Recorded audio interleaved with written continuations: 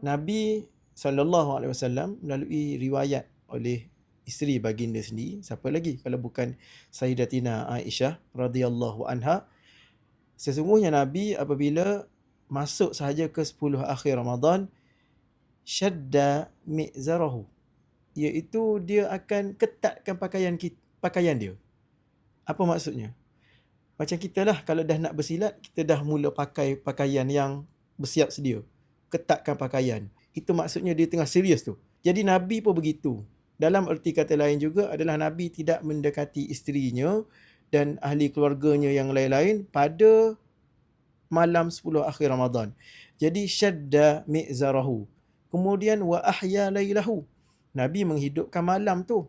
Bukan macam malam biasa, tapi malam yang kali ini adalah Nabi lebih all out. Dan juga adalah wa ayqadha ahlahu.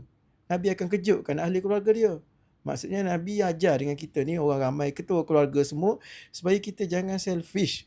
Ibadah ni bukan tentang diri kita je, tapi adalah ya ayyuhalladzina amanu qu anfusakum wa ahlikum nara. Kamu kena selamatkan diri kamu dan juga ahli keluarga kamu.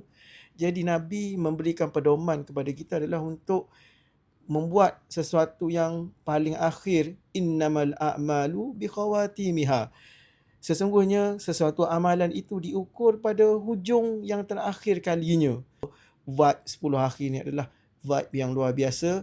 Ada satu malam yang disebutkan khairun min alfi syahrin, lebih baik dari 1000 bulan, yang ditadbir, diurus secara khusus oleh para malaikat ketika itu yang turun ke bumi mengatur urusan hambanya sehingga mana ke terbitnya fajar. Semoga kita beroleh nikmat mengerjakan malam Al-Qadar bersama kita dan juga ahli keluarga kita, insya-Allah.